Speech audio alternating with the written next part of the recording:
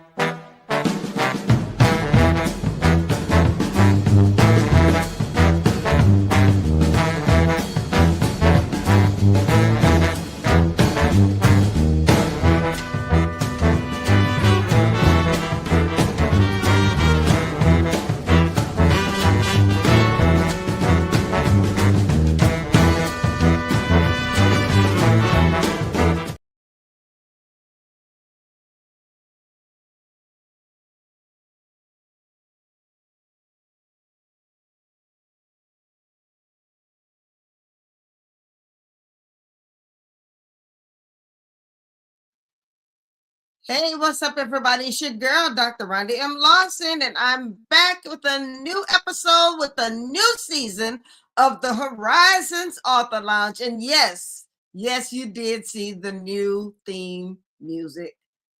I hope you liked it. Yes, I got new theme music, new year, new me. Yes. Thank you, Mark. I'm glad you enjoyed it. So yes, there's a lot going on. Oh yeah, and a new look too. Yeah, I hope you like the new hair. But yeah, there's a lot going on. This is going to be an amazing show tonight. As you know, every January and February, I introduce you to all of the authors who are going to be a part of the Black History Month Literary Weekend. This year will be no different. Tonight, I'm going to introduce you to two of them. I was supposed to introduce you to three, but you're going to be meeting one of the authors who you were going to meet tonight. You're going to meet him next week. So, hey, JR, hope you saw yourself in the intro music, but I'm going to introduce you to him next week. So tonight, I'm going to introduce you to author number one, Miss Karen Stampley. So Karen, come on up. Hello, ma'am. I love that music. You know, being a NOLA girl, I was about to get my umbrella. Yes. First of all, you are a NOLA girl, and you are about to be a part of the 10th annual Black History Month Literary Weekend. And this is going to be your first time being a part of it, but you are not a stranger to me, and you are not a stranger to Meet the World Image Solutions. Not at all. And I am so excited to join you. And that music that's a vibe. I love it. I don't know what it was before, but that's a winner. I love it. Thank you. Well, I want to thank you for being a part of, first of all, being a part of the Horizons Author Lounge tonight. And thank you for being a part of the Black History Month Literary Weekend. And congratulations, because I think when I first met you, you were a first-time author, and now you have 4 books. No, listen, when I first met you, I was talking about being an author. You're right. Books. Yes, I was talking about it. I said, I'm that gonna is do awesome. one day. Yes. So now I have 4. Yes. So You've been doing your thing. Now talk to me about the books that you have out right now.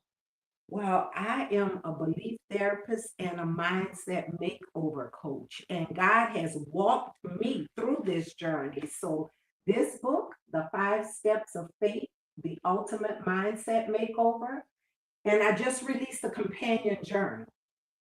Okay. Because in the book, there are questions after each chapter. And so I wanted to do a journal with some prompts and things in there to guide you because it is so important. this is part of my story and not just myself. I was a counselor. I've counseled people for over 30 years. And Yes. the things that happen with me, like the Bible said, there's nothing new under the sun. So I saw so many people dealing with the same thing. And the 5 steps of faith is about faith. It showed me that a lot of people think faith is just to believe, but you could Yeah. believe all day long and twice on Sundays, but faith is putting action to what you're believing, standing on, and being consistent in that Yes. and aligning it with the word of God, not just believing it. So God walked me through. This started in my 20s. Okay. I am seasoned now, but it started in my 20s. And listen, it's a process. We never arrive in faith. We just go from Mhm. level to level. So this is evergreen. I But the love how next you book, say you're seasoned.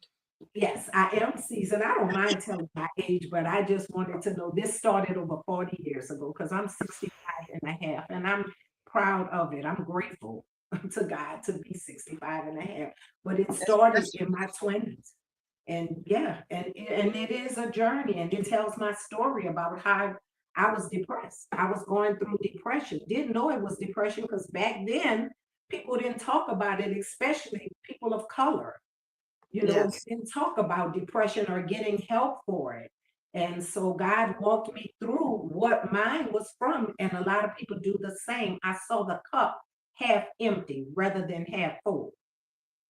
And so it was Yes. a mindset, it was a perspective. And so this book walked me through that.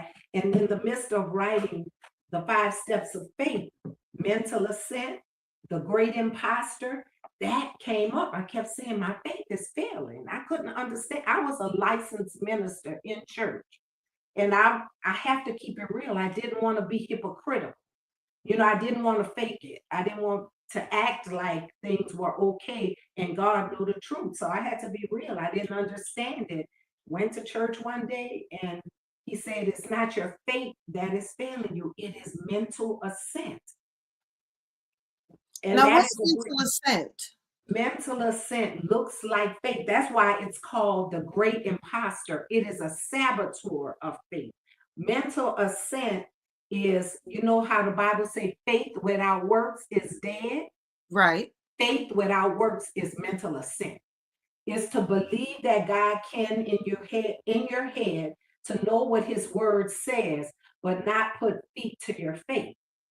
You don't step out and do something. And so then you get frustrated because you're thinking, I go to church every Sunday.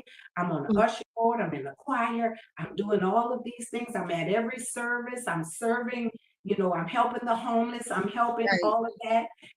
And why am I not seeing how many people? I know lots of people And who some go to people church. think their work in the church is Yes, enough no, because they go to church and right. they work in the church, that should be enough, that everything should be going well for me because I'm doing the work in the church. But Yes. they're not doing the work in themselves. Right. And that's what it is. The transformation. They're doing reformation, and not Mm. transformation. And then they get frustrated and it's not taught. I mean, how many times you just asked, how many times you heard people talk about mental assent? It Right. is a saboteur. You can say all the scriptures, you can have the look, you can work in church. I mean, there are pastors, and I'm not judging anybody. I'm just sharing the revelation God gave me because I was walking in it and I was a leader in church. And a minister came and she said, God said somebody is saying their faith is not working. She said, that's because you're in mental assent. And the light bulb went off. I'm like, oh my God, that she explained what it is. And that is to believe in your head, but not in your heart. And faith, that is where we believe in our heart and not the organ, the heart. That's our connection with God, our Right. spiritual heart. And So so that's, yeah, now you're bringing all of these books to New Orleans for the Black History Month Literary Weekend. I am. Yes, I am. Yes. And I had one more Oh, Healing from the we didn't Heart. even Now, talk about the fourth book. this is a women's anthology book. So Okay. I'm one of 10 authors in there, but the assignment was to talk about a time where you survived some type of abuse. And my story is the moment I chose me. And the abuse I survived was self-abandonment. Wow.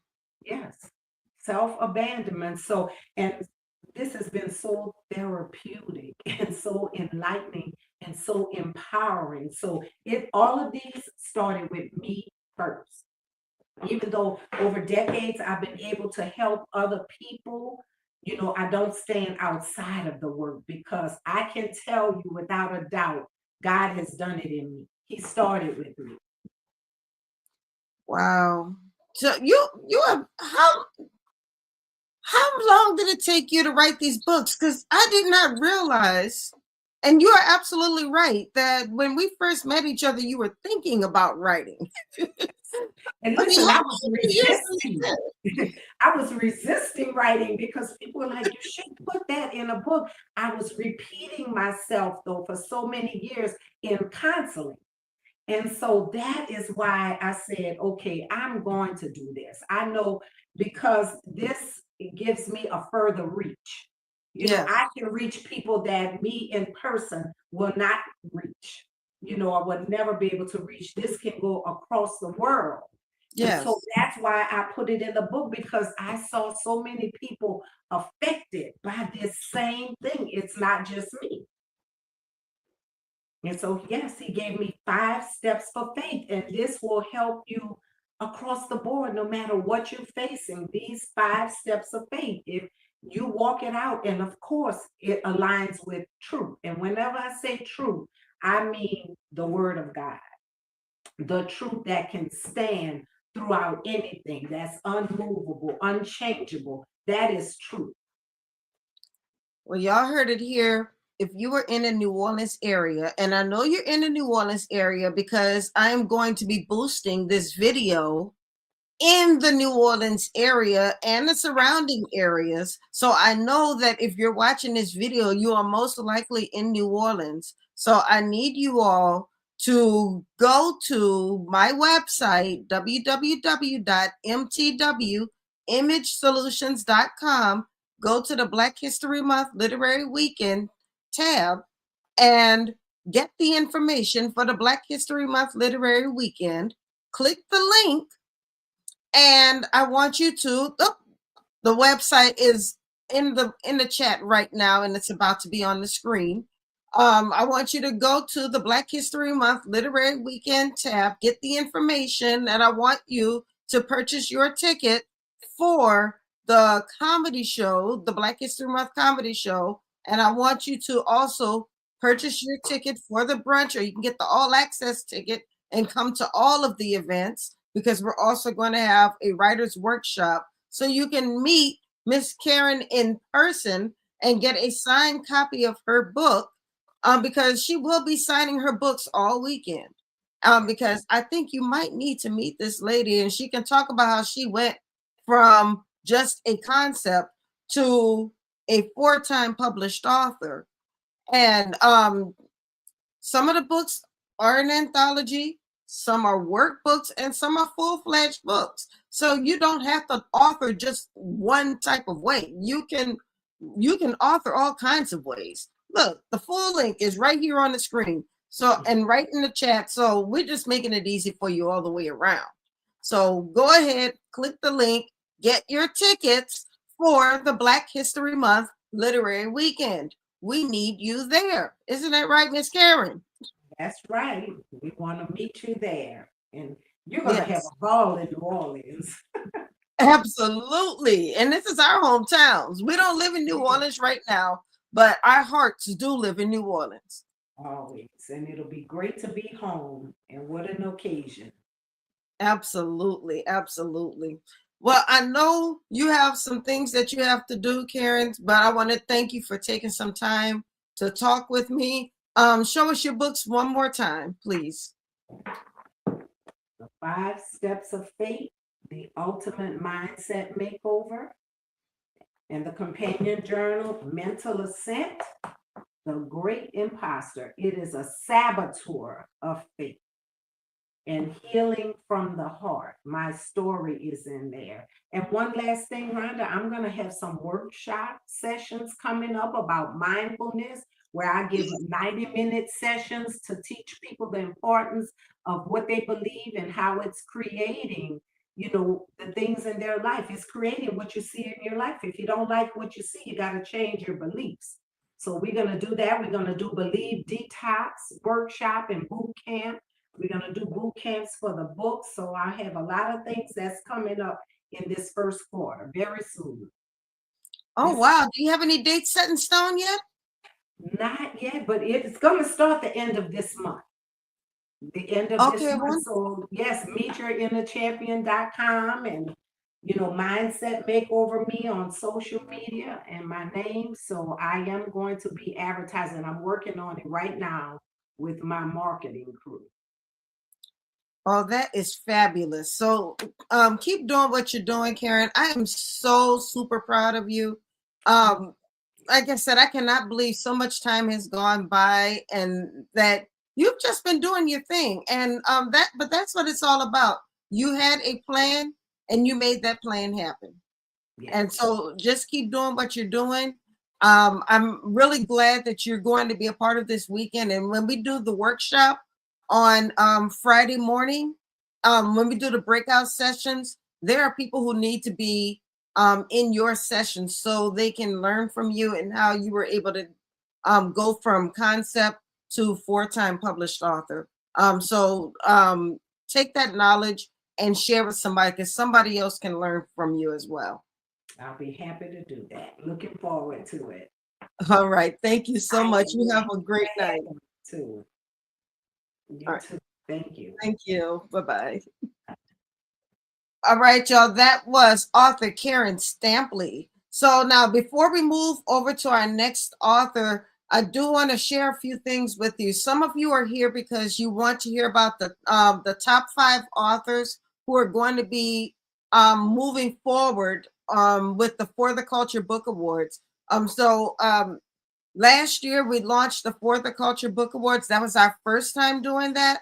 And we had 9 authors who were a part of that. And it was a tight competition. I'll tell you, this year we had the 2nd annual For the Culture Book Awards. And we had 9 authors once again. And this was even tighter. I'm telling you, I had no idea who the top 5 authors would be because it was so close. I mean, I'm telling you, it was so close that up until the last second, I couldn't tell you who the top 5 authors would be because it was just that close. So I'm not going to tell you who those top 5 will be just yet, but I will be announcing the top 5 after the next interview. So if you're here for that, please stick around. But one thing I do want to share with you is our year in review. 2025 was not an easy year by any stretch of the imagination, but it was an amazing year. And I'm going to tell you, we were able to do some amazing things, and I'm trying to make sure the video is in here. Yep, there it is. I want to share this video with you. Some of you, if you've been following Meet the World Image Solutions, you may have seen it already, but I want to share this video with you. I'm going to come off the screen for a second. Just take a look at just some of the things we've been able to accomplish just in this 1 year alone, and you'll be able to see just what we've been able to accomplish in 2025.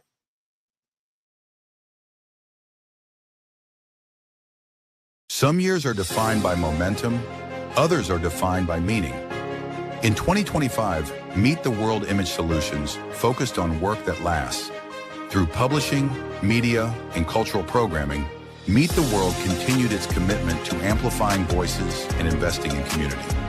That commitment showed up in tangible ways through the 9th annual Black History Month Literary Weekend, where history, literacy, and storytelling came together. It showed up through youth initiatives that awarded essay contest prizes to middle school students, and through the For the Culture Book Awards, where $10,000 in awards and cash prizes were placed directly into the hands of writers and creators. Throughout the year, the founder of Meet the World Image Solutions, Dr. Rhonda Lawson, was invited into dozens of podcast spaces, sharing insight on writing, ownership, and creative longevity. At the same time, Meet the World platforms continued to elevate others through Horizons Author Lounge, Black Authors Matter TV, and national festival stages, creating room for authors to be seen and heard. The work also lived on the page. Under Meet the World Publishing, new books entered the world, and behind the scenes, manuscripts were shaped, writers were guided, and stories were handled with care. There were moments of recognition, appearances at national festivals, cultural institutions, and in one meaningful moment, an invitation to perform oral storytelling at the Maryland Governor's Mansion. But the heart of the year wasn't any single event. It was the consistency, the stewardship, the understanding that stories carry weight and deserve to be treated that way. In 2025, Meet the World Image Solutions continued doing what it has always done, building space, honoring voices, and contributing work that matters. If you were part of this year in any way, thank you.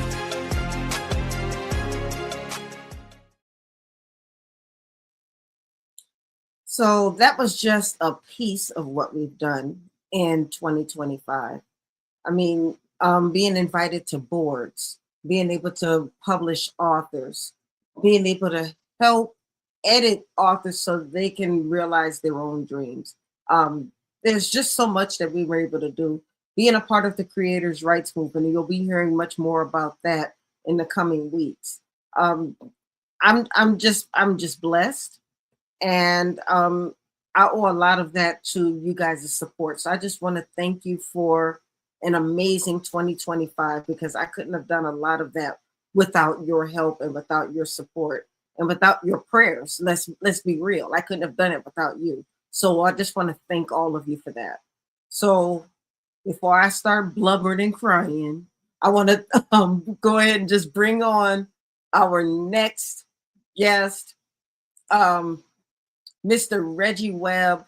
Now, I met Reggie this year at the National Black Book Festival in Houston.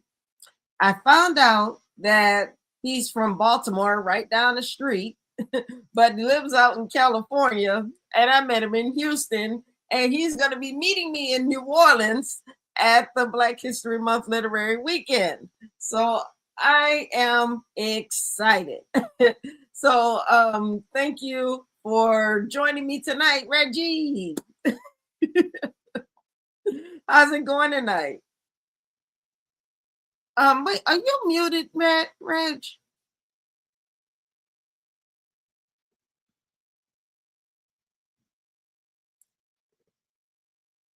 Oh, now you're muted. I can't hear you.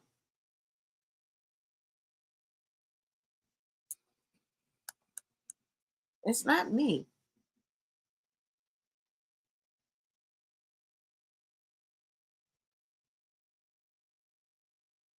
Okay, so Reggie is being a man of very few words right now.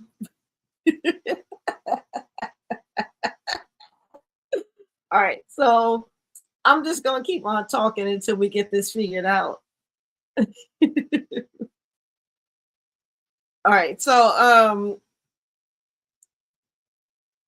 I'm not sure what's going on, but so until we get this figured out, yeah.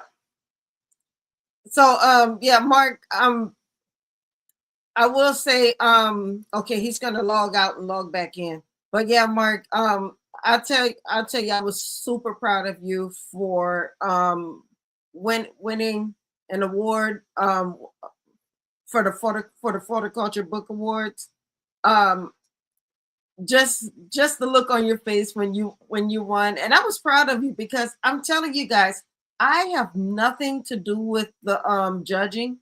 I purposely do not read the books, and all I do is I choose the judges. I don't even actually don't choose the judges. What I usually do is I ask for volunteer judges, and then once the judging panel is there we are. Once the judging panel is in place, I send them the books, and but even with the voting, when we do the social media voting, once the social media voting is over with, I look at who the top vote getters are from the social media voting, and I send the top 5 to the judges, and they do the reading, they do the selection. I have nothing to do with it. I don't read the books until until the entire contest is over with. I don't touch the books until the entire contest is over with, because I don't want to introduce bias into the contest in any way. So, and I do that because I know a lot of times the people who are part of the contest are sometimes they're friends of mine, and I don't want to introduce any type of bias to it, because I have good friends who are part of this, and I don't want to introduce any bias. So what I do is I stay totally out of the process. So I ask people who would like to be a judge. And even the judges, they don't talk to each other. Many of them don't even know each other. They're in totally different parts of the country. So there's absolutely no bias in my contests at all. And I think it's very important for me to say that, because I want people to know that this is a totally independent contest. So like with the judging that's going on right now, I think one judge might be in Louisiana, one might be in Maryland, another one I think is in Texas. And these judges do not know each other. They have no idea who each other is or are, or whatever. But they all know each other. So I'm telling you, there is absolutely no bias in this contest. So the people who win this contest, they win on their own merit. So I say all of that to say, Mark, I am so proud of you. For you to have won the contest last year is totally on your merit. So so it says a lot about your writing and your creativity. And for the people who are in the contest this year, and for the names I'm going to be announcing after Reggie's interview, this is going to be on your merit. So I just want you guys to know that this says a lot about you and about your creativity and about what you are doing with your writing. And that's the reason why I do this contest. It's not a popularity contest. This is about writing, and this is about creativity, and this is about culture. So keep doing what you're doing. Now, with all of that said, Mr. Reggie Webb is back. Hey, Reggie. Yes, we can hear you. Okay. How are you? I'm good. How you feeling? I'm wonderful. Thank you for joining me tonight. Thank you for having me. So tell me about Mr. Reggie Webb. This is my first time being able to interview you. What do you want to know? I don't know where to start. It's a lot to say. You gotta ask me a specific question. Okay, well, tell me about you as an author. What type of books do you write? Right now, children's books. Yes, and I did see that. What made you choose that particular genre? Working in a middle school and a high school for 12 years and being a BSU advisor, and the students would say certain things to me about things that they wanted to see in books. So that kind of motivated me to put certain topics in books based off of what they wanted. Okay, and what topics did you find that were most prevailing? It started with a book about colors, because I was working with a preschool class at first. Then it went to bullying, anti-bullying, because bullying is like a big issue in middle schools especially. So they wanted different ways to learn how to combat bullying without always punching the bully in the mouth. If there were other ways they could handle it. So that was one of the motivations for those first two books. It's two bullying books, actually. One for like elementary school students, and the other one would be for middle schools.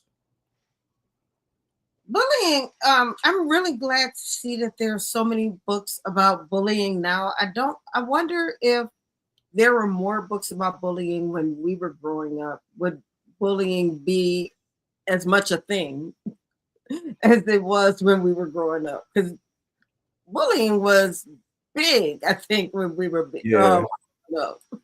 really big. I was definitely a victim of it for a short period of time. Yes, me too. I mean, and it's sad. But I think I'm glad to see that more people are taking a stand against bullying. And I think it's also because more people, I think, are talking about it now. Mm-hmm.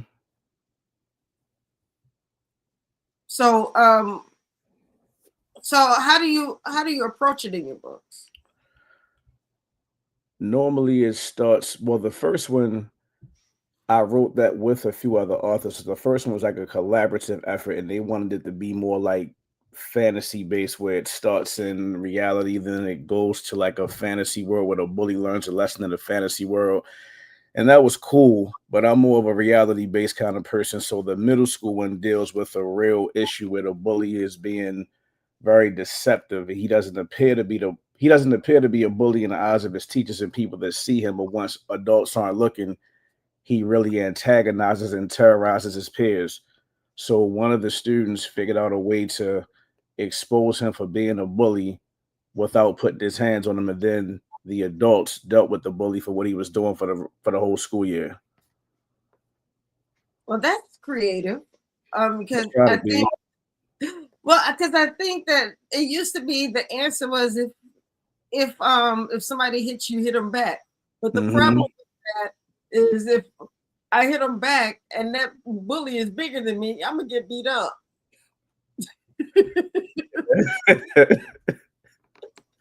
So sometimes we have to come up with something a little bit more creative than that. Right.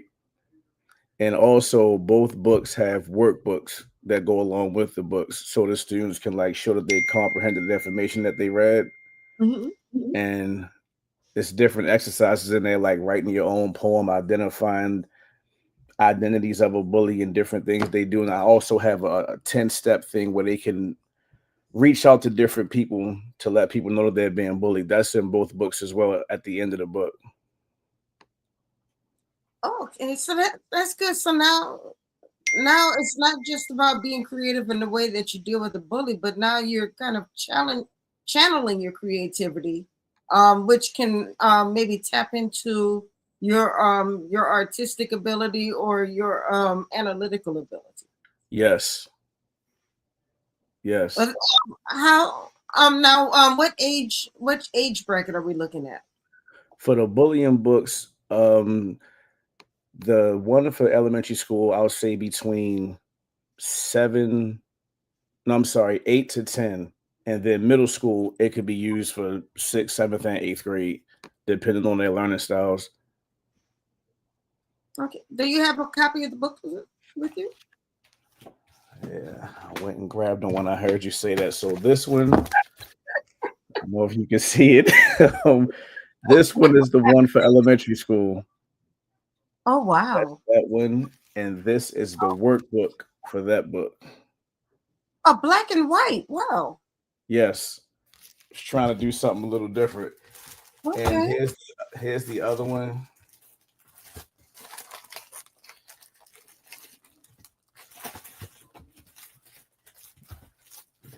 Okay, Miss Lawson, give me 1 second. This is the one for middle school. This one is called Little Reggie Takes a Stand. And you can see right here, this tall guy with his hat turned back. Mhm. That's the bully. His name is Noah Kane. And this is the student that stood up to him. The little guy. Mm-hmm. I love that. So you Thank you. said, children's books right now. So do you write in any other genres? That's what I'm working on right now, because this is like children's books. This isn't really for me. This really is for the youth. So I'm not saying I'm not happy to do this, because I am, because I know that it's helping, but I like science fiction. that's really what my thing is. So I'm working on that. It probably won't be done until probably the end of this year because that's going to be way longer than these books are. Right. But that's what I'm going to move towards this year. Okay, so do you have an idea of when we can expect those? Probably if I see you again at the book festival I met you at in Houston. Okay, gotcha. So now when you come to New Orleans, then you're just going to be bringing the children's books. Yes, the children's books. And also I'm gonna bring a video with me. I don't know if I'll be able to show it because one of the things that I've started to do is I've turned some of the books into actual cartoons. Oh, So what I nice. so what I plan on, like I have another book called a Juneteenth dinner discussion. And this is right now, it's like a 27-minute cartoon with music behind it. And when Juneteenth comes around, I want to start going to different venues and showing it. So I'm going to bring that with me to New Orleans too. Okay, wow. So where can we find clips already? I have it on YouTube. It's unlisted, but I'll send it to you so you can watch it. Oh, I would love that. Yeah. So right now, do you have like previews or anything? I mean, are you like building like trailers or anything so you can build up excitement? I have a trailer, and that's what I want to show it when I come there. Okay, gotcha. It's like a 2.5 minute, almost 3 minutes. It's not a long trailer, it's short, where it like shows different scenes, and it shows Opal Lee, who was real instrumental in getting Juneteenth signed into law. So I want to show it down there. You know, Opal Lee is my soror. No, I didn't know that. Yes. Okay. So you know her? Oh, we know Opal Lee. You know her family. Or you? I mean, I'm not saying we hang and everything. I'm just saying she's my soror. Okay. Well, that's a good thing. Yeah. That's good information to know. I met her niece in Atlanta at a museum Juneteenth weekend last year, and they were she was down there selling her book, and she told me when I finish it, she'll help me set something up in Dallas so I could show it there too. Oh, that's wonderful. Yeah. Yeah. She's real spunky. So you know who I'm talking about. Yes. Mm-hmm. I met her and her husband. Yeah, I love her. She's she does not play. She says exactly what she means, and she means what she says. Very straight to the point person. Mm-hmm. Well, I'm glad that you had that opportunity. Yeah. So what else have you been doing with your book? So I know I'm guessing that because of your platform, you've been able to visit some schools and maybe talk to some maybe some different youth programs. That's how the workbooks came along, because I was trying to actually get them into different school districts, and I kept getting denied. So I figured, okay, let me include a workbook with it. And still haven't gotten any of them picked up by school districts yet, but 3 different after-school programs and a lot of educational centers have purchased the books in bulk, especially the Black History books. Oh, that's great. Mm-hmm. And you know, and sometimes that's what it takes. Now, hopefully, when you come to New Orleans, you know, we'll have some educators there. I know my sorors will be there because you know, they're helping to support the event in some different ways. They'll be there, and they have a mentoring program. So, you know, maybe they'll take notice. I hope so. Yeah. I hope so. New Orleans is one of my biggest markets. I always do good when I go to New Orleans and Atlanta. Always. Okay, so well, you have to tell your people to come on out to the Black History Month Literary Weekend. I've already told them, and I'm gonna keep reminding them. I'm gonna start sharing the flyer now a lot, probably a few times a week. That's what I'm talking about. And speaking of the flyer, let's go ahead and tell the people about the flyer. So let's see what we have going on here. So we have So we were talking about the writers workshop earlier. That's right here. That's going to be taking place on Friday, February 20th. Now we do have a meet and greet on February 19th. And that's not going to be open to everybody. That's going to be a smaller event. Of course, it'll be the authors, some of the supporters, and there'll be a few tickets sent out for that. And then we have, like I said, the writers workshop on the 20th. We have a book signing at Barnes and Noble after the writers workshop. And then we have the Black History Month comedy night with Steve Brown, Rod Minger, Nicole Blue, and it's hosted by Christopher Columbus. This is going to be a fun night. I'm gonna enjoy this. And all four of these comedians are a hoot. I've seen all of them. And then we have our main event, which is the Ivory and Cream Affair. This is going to be a live music. We're going to have, of course, food. We're going to be awarding our essay contest winners. We'll have Councilman Eugene Green, who's going to be speaking. Lisa Aubrey, who was instrumental in discovering Bimbia, which was one of the largest slave. I'm not even sure what to call it. It's not basically when they captured the slaves in Africa, and they brought them to this place called Bimbia. This is where they prepared them and got them ready to be brought to the New World. It was a big slave trade site, one of the largest in the world. When they left, when this was like the last place that the slaves saw before they were brought to the New World. Very sad place. One of these days I'm gonna make it to Africa so I can go and see Bimbia. But she was actually instrumental in discovering this place.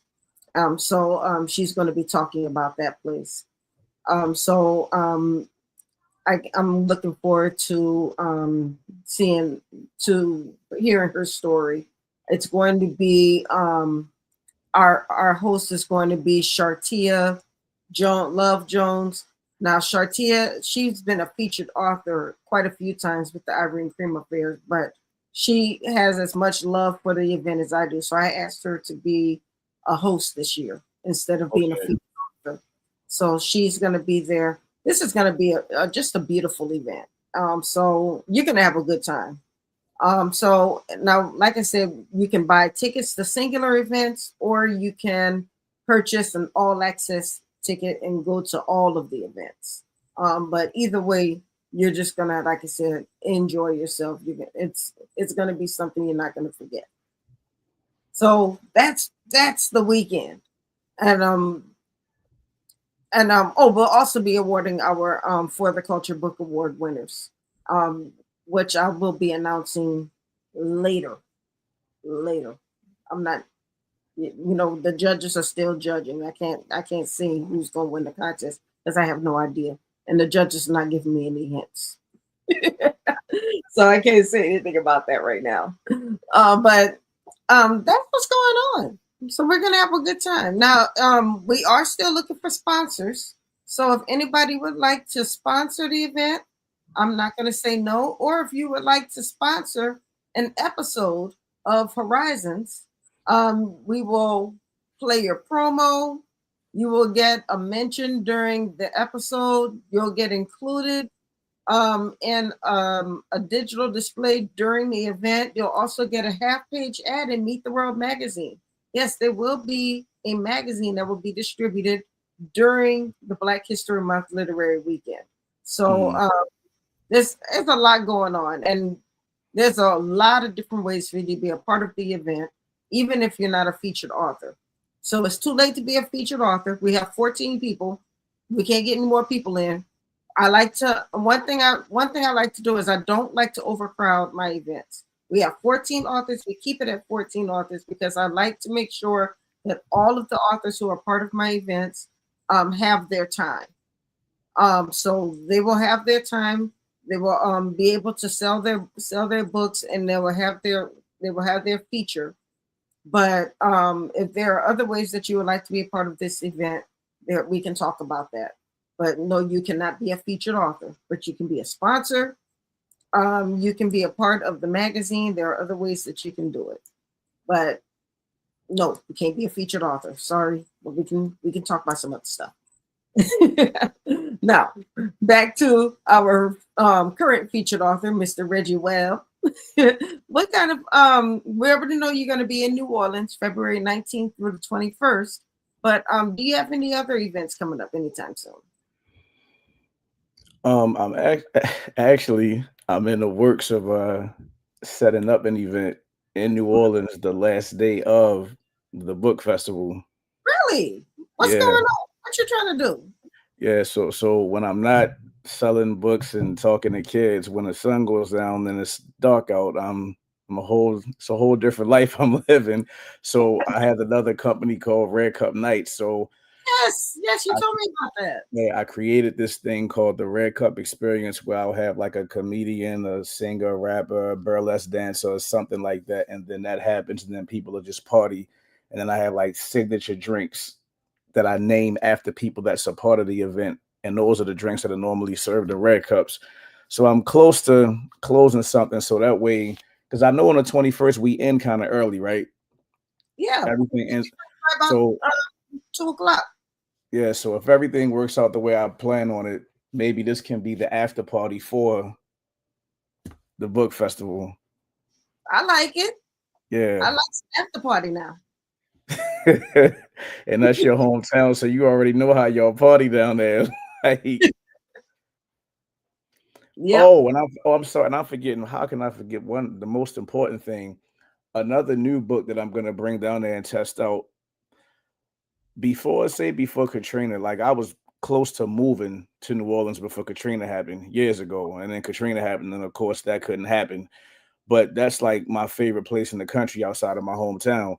So I wrote a book called Little Reggie Visits New Orleans, where a lot of the people I know down there told me the history of certain things like the Treme neighborhood and other things. So it's like a history lesson of certain parts of the city. So I'm gonna bring that. That's not online or anywhere. I'm just gonna bring that strictly to your event because I kind of want to test it out down there. I think that's the perfect place to test it because I'm writing about that particular city. Yeah. I love that. Yeah, I have a little passion project I'm going to be working on myself. I'm not ready to talk about it yet, but it's definitely going to be a New Orleans book.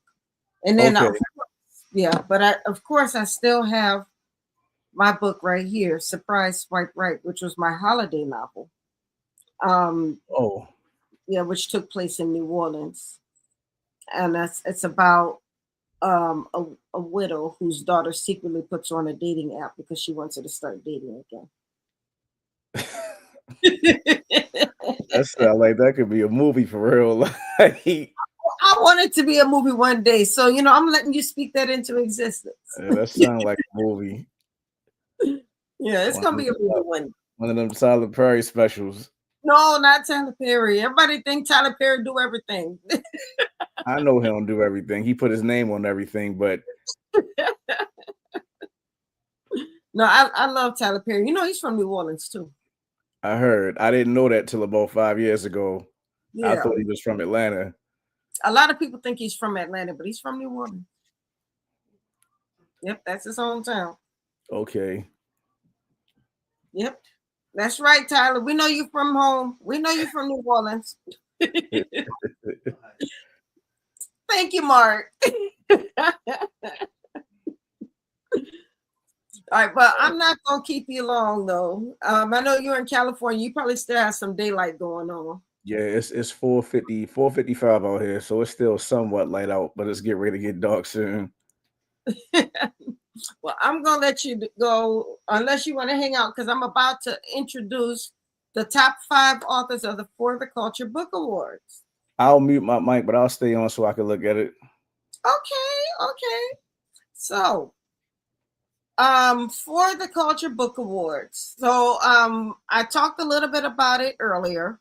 But the For the Culture Book Awards is our brand new book awards contest. And there are a couple of different phases. So you can nominate yourself or you can nominate somebody to be awarded, so to speak. Now, the way this works is we have a submission period for 2 months. After the 2 months, you can we kind of we post everybody on social media. We put everybody like on a special website, and then for 2 months you go through and you start voting, and then at the end of the 2 months, the top 5 people with the top 5 votes, or with the top number of votes, are your top 5 authors, and then the judges will start actually reading the books. We don't stop at the winner has the top number of votes, because I don't think that's fair. Just because you got the top number of votes means that you're the best author.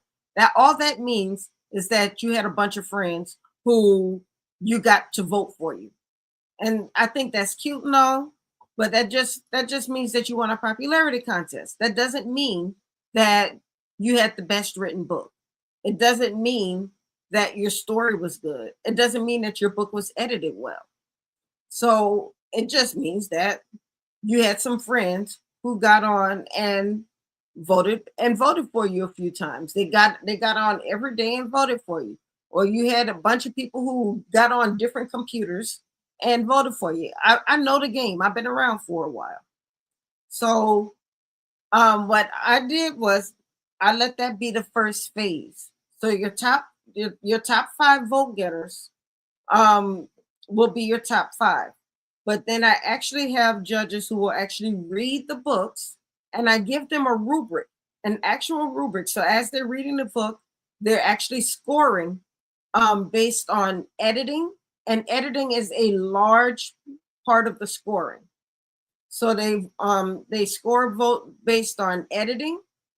They score based on how much that book is actually a part of the culture.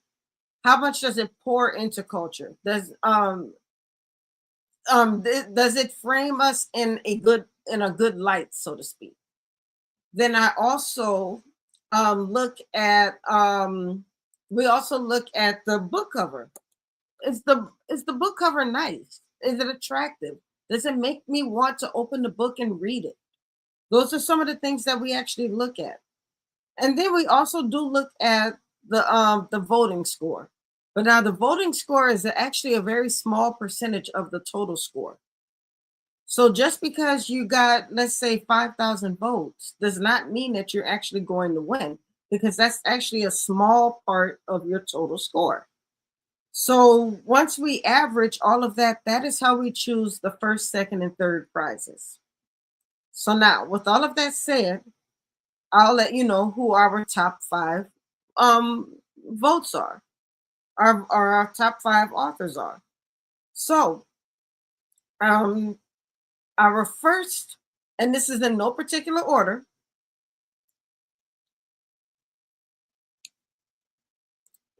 this is, let me get my names together. Goodness. Miss Shamira. Oh, what is her last name? Miss Shamira Medina. Shamira Medina. Next, Mr. Royce Dixon.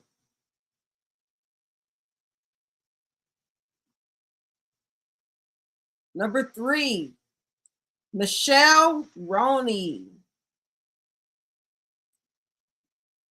Number 4, Miss Danielle Spencer.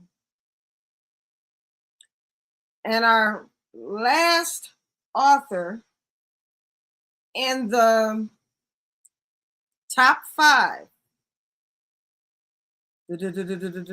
That's my really bad impression of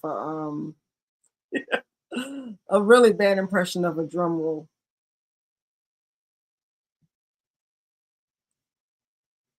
Marvis Cox Jr. Congratulations, congratulations, congratulations to our top 5 authors.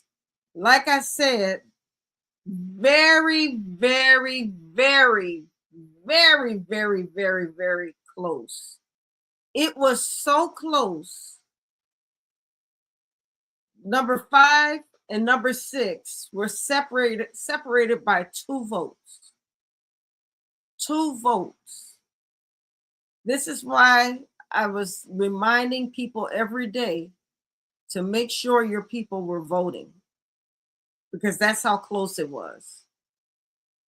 There were people who were separated by 2 votes. I think, in fact, I believe number 4, number 5, and number 6 kept trading places. That's how close it was. But congratulations to the top 5. And the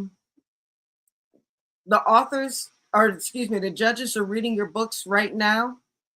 You will find out in a few weeks who the winners are. And the winners will be awarded at the Ivory and Cream Affair in New Orleans. And I cannot wait to award you your prizes. Remember, first place will receive $1,000. Second place will receive $500. Third place will receive $250. And so I really cannot wait for you guys to get your prizes. So congratulations once again. I look forward to awarding you guys with your prizes. So Reggie, thanks for hanging out with me. And thank you for being a part of the Black History Month Literary Weekend. I can't wait to see you in New Orleans. And thank you everybody for hanging out with us.